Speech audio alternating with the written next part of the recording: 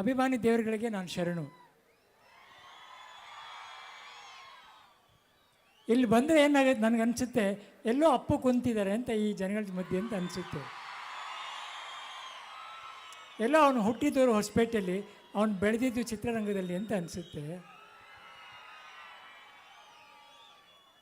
ನನಗೆ ಅಲ್ಲಿ ಹೋಟ್ಲಿಂದ ಹೊರಡ್ಬೇಕಾದ್ರೆ ನನ್ನ ಹೆಂಡತಿ ಹೇಳ್ತಾ ಇದ್ಲು, ರೀ ನಾನು ಅಪ್ಪು ಫಂಕ್ಷನ್ಗೆ ಹೋಗ್ತಾ ಇದ್ದೀವಿ ಅಂತಲೇ ಅನ್ನಿಸ್ತಾ ಇದೆ ಅಂತ.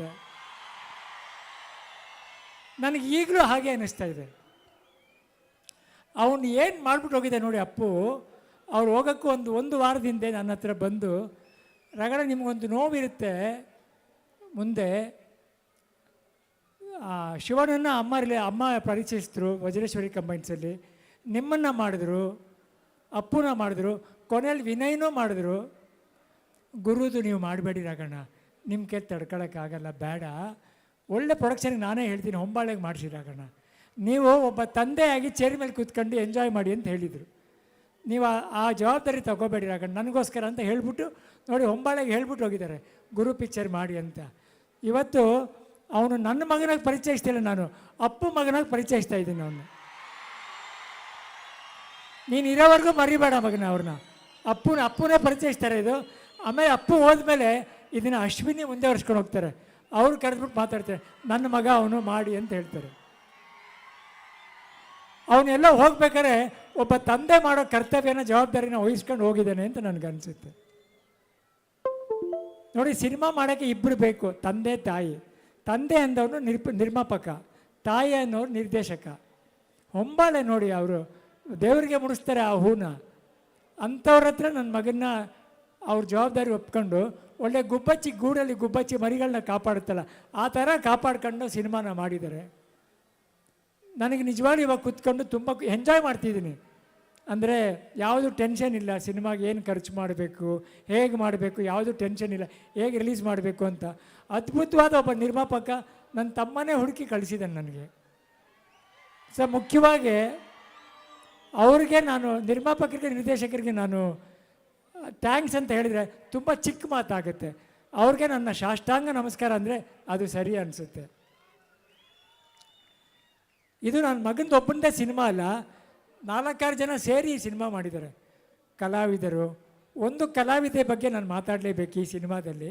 ಅವರು ನಮ್ಮ ತಂದೆಗೆ ಮಗಳಾಗಿ ಬಂದಿದ್ದಾರೆ, ನಮ್ಮ ಅಣ್ಣನಿಗೆ ಜೋಡಿಯಾಗಿ ಬಂದಿದ್ದಾರೆ, ನನ್ನ ಮಗನಿಗೆ ಟೀಚರಾಗಿ ಬಂದಿದ್ದಾರೆ. ಇತ್ತೀಚೆಗೆ ನನ್ನ ಜೊತೆ ಒಂದು ಸಿನಿಮಾ ಮಾಡಿದ್ದಾರೆ. ಈಗ ನನ್ನ ಚಿಕ್ಕ ಮಗನಿಗೆ ತಾಯಿಯಾಗಿ ಬಂದಿದ್ದಾರೆ. ಸುಧಾರಾಣಿ ಅವರೇ ತುಂಬ ಥ್ಯಾಂಕ್ಸ್ ಅಮ್ಮ. ನನ್ನ ಫೇವ್ರೆಟ್ ಆ್ಯಕ್ಟ್ರು ಅಚ್ಯುತ್ ರಾವ್ ಅವರು, ನಿನ್ನ ಜೊತೆ ಅವರೇ ಮಾಡಿದ್ದಾರೆ ಮಗನೇ. ನನ್ನ ದೊಡ್ಡ ಮಗನಿಗೂ ತಂದೆಯಾಗಿ ಮಾಡಿದ್ದಾರೆ, ನನ್ನ ಚಿಕ್ಕ ಮಗನಿಗೂ ತಂದೆಯಾಗಿ ಮಾಡಿದ್ದಾರೆ. ತುಂಬ ಖುಷಿ ಆಯ್ತು ಸರ್ ನನಗೆ. ನಿಮ್ಮೆಲ್ರಿಗೂ ನನಗೆ ಥ್ಯಾಂಕ್ಸು. ಹಾಗೆ ಕಾಂತಾರ ಚಿತ್ರದಲ್ಲಿ ನಮ್ಮ ಸಪ್ತಮಿಯವರು ಆ್ಯಕ್ಟ್ ಮಾಡಿ ತುಂಬ ಫೇಮಸ್ ಆಗಿದ್ದರು. ಈ ಸಿನಿಮಾದಲ್ಲೂ ಒಪ್ಕೊಂಡು ಒಬ್ಬ ಹೀರೋಯಿನಾಗಿ ಮಾಡಿ, ಅವ್ರಿಗೂ ಒಳ್ಳೆಯದಾಗಲಿ. ಸಿನಿಮಾದಲ್ಲಿ ತುಂಬ ಜನ ಕೆಲಸ ಮಾಡಿದ್ದಾರೆ, ಸುಮಾರಾಗಿ ಎಲ್ಲರೂ ಜ್ಞಾಪಿಸ್ಕೋಬೇಕು ನಾನು. ಆಮೇಲೆ ಪ್ರತಿಯೊಬ್ಬರಿಗೊಂದು ಆಸೆ ಏನು ಗೊತ್ತಾ, ಗುರುಗೆ ಸಿನಿಮಾ ಚೆನ್ನಾಗಿ ಬರಬೇಕು ಅಂತ ಎಲ್ಲರಿಗೂ ಮನಸ್ಸಿಂದ ಒಂದು ಆಸೆಯಿಂದ ಮಾಡಿದೆ. ಸರ್ ನಿಮ್ಮ ಮಗನ ಸಿನಿಮಾ ಚೆನ್ನಾಗಿ ಮಾಡಬೇಕಂತ ಪ್ರೀತಿಯಿಂದ ಮಾಡಿದೆ. ಆ ಪ್ರೀತಿನೇ ಯುವ. ಎಲ್ಲರೂ ಕೇಳ್ತಾರೆ, ಸರ್ ನಿಮ್ಮ ಮಗ ನಿಮ್ಮ ತಮ್ಮನ ಜಾಗ ತೊಗೋತಾರಂತ. ಅದು ತಗೊಳ್ಳೋಕ್ಕೆ ಅದು ಮಾರ್ಕೆಟ್ಲಿ ಮಾರೋದಿಲ್ಲ ಕಣಯ್ಯ, ಅದನ್ನು ಪಡ್ಕೋಬೇಕು ಅಂತ. ಅದು ತಗೊಳಕ್ಕಾಗಲ್ಲಪ್ಪ, ಅದನ್ನು ಪಡ್ಕೋಬೇಕು, ಅದೆಲ್ಲೂ ಸಿಗಲ್ಲ. ಅವನ 46 ವರ್ಷದಲ್ಲಿ 45 ವರ್ಷ ಸಿನಿಮಾ ರಂಗಕ್ಕೆ ಜೀವಿಸಿದ್ದಾನೆ ಅವನು. ಸೊ ಇದು ಸಾಮಾನ್ಯ ಕೊಟ್ಟಿಲ್ಲ ಅವನಿಗೆ, ಅವನು ಪಡ್ಕೊಂಬಂದಿದ್ದಾನೆ, ಅದನ್ನ ತಗೊಂಬಂದಿಲ್ಲ. ಸೊ ಹಾಗೆ ನನ್ನ ಮಗನಿಗೆ ಏನು ಬೇಕಪ್ಪ ಅಂತ ನೀವೆಲ್ಲ ಕೇಳಿದರೆ, ನನ್ನ ಮಗನಿಗೆ ಸ್ಟಾರ್ಡಮ್ ಬೇಡ, ಒಳ್ಳೆ ಡ್ಯಾನ್ಸರ್ ಆಗಬೇಕು ಅನ್ನೋದು ಬೇಡ, ನನಗೆ ಒಬ್ಬ ಒಳ್ಳೆ ಫೈಟರ್ ಆಗಬೇಕು ಅನ್ನೋದು ಬೇಡ. ನನ್ನ ತಮ್ಮನಲ್ಲಿ ಕೆಲವು ಗುಣ ಇದೆ, ಎಷ್ಟೇ ಮೇಲೆ ಬಂದರೂ ತಗ್ಗಿ ಬಗ್ಗಿ ನಡಿಬೇಕು, ಸರಳತೆಯಿಂದ ಇರಬೇಕು, ಕೊನೆವರೆಗೂ ಅಭಿಮಾನಿಗಳನ್ನ ದೇವರಾಗಿ ನೋಡಬೇಕು, ನಾವು ಇರೋವರೆಗೂ ಸುತ್ತಮುತ್ತ ನಮ್ಮ ಜನಗಳನ್ನ ಬೆಳೆಸಬೇಕು ಅಂತ ಹೇಳ್ಬಿಟ್ಟು ಹೋಗಿದ್ದಾರೆ. ಆ ಗುಣಗಳು ಅವನಿಗೆ ಬಂದುಬಿಟ್ರೆ ನನಗೆ ಖುಷಿ ಆಗುತ್ತೆ, ಅಷ್ಟು ಸಾಕು ಅನಿಸುತ್ತೆ ನನಗೆ. ನನ್ನ ತಮ್ಮನಿಂದ ಬೇರೆ ಏನೂ ಬೇಡ ನನಗೆ. ಅದು ಬಂದುಬಿಟ್ರೆ ಮಿಕ್ಕಿದೆಲ್ಲ ಹಿಂದೆ ಬರುತ್ತೆ. ಮುಖ್ಯವಾಗಿ ಅಭಿಮಾನಿ ದೇವರುಗಳ ಆಶೀರ್ವಾದ ಬೇಕು. ನೀವು ತುಂಬ ಭಾರ ಅವನ ಮೇಲೆ ಹಾಕಬೇಡಿ, ಪ್ರೀತಿಯಿಂದ ಬನ್ನಿ, ಪ್ರೀತಿ ತೊಗೊಂಡು ಹೋಗಿ.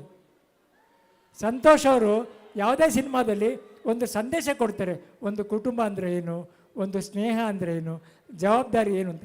ಈ ಸಿನಿಮಾದಲ್ಲಿ ಅದನ್ನು ಅವ್ರು ಬಿಟ್ಟಿಲ್ಲ, ನಿಮ್ಮೆಲ್ರಿಗೂ ಅರ್ಪಿಸಿದ್ದಾರೆ. ಇನ್ನು ಮುಂದೆ ಯುವ ನಿಮ್ಮದು, ನೀವು ಬೆಳೆಸ್ಕೊಂಡು ಹೋಗ್ಬೇಕು ಅಷ್ಟೇ ನಾನು ಕೇಳೋದು. ಅವನ್ನ ತಿದ್ದಿ, ಅವನ್ನ ಬೆಳೆಸಿ, ಅವನ್ನ ತಪ್ಪು ಮಾಡಿದ್ರೆ ಹೇಳಿ ತಿದ್ದಿ ಬೆಳೆಸಿ ಅವನ್ನ. ಅವನು ನನ್ನ ಮಗ ಅಲ್ಲ, ನನ್ನ ತಮ್ಮನ ಮಗ ಅಂತ ಹೇಳಕ್ಕೆ ತುಂಬ ಇಷ್ಟ ಆಗುತ್ತೆ ನನಗೆ. ಚೆನ್ನಾಗಿರೋ ಮಗನೇ, ಯಾವ ಭಾರನೂ ತಲೆ ಮೇಲೆ ಹಾಕೋಬೇಡ, ಮುಂದೆ ಹೋಗ್ತಾ ಇರು. ಒಳ್ಳೆ ಪ್ರೊಡಕ್ಷನ್ ಸಿಕ್ಕಿದೆ, ಪಕ್ಕದಲ್ಲಿ ನಿಮ್ಮ ಅಮ್ಮ ಇದ್ದಾಳೆ, ಅಶ್ವಿನಿ ಇದ್ದಾಳೆ, ಜಾಲಿಯಾಗಿ ಹೋಗ್ತಾ ಇರು ಮಗನೇ, ಜಾಲಿಯಾಗಿ ಮಾಡು ಮಗನೇ. ಎಲ್ಲೇ ಹೋದರೂ ಕಲಿಯೋದನ್ನ ಬಿಡಬೇಡಕ್ಕಂತ. ಕಲಿಯುಗ ಇರೋವರೆಗೂ ಕಲಿಕೆ ಇದ್ದೇ ಇರುತ್ತೆ.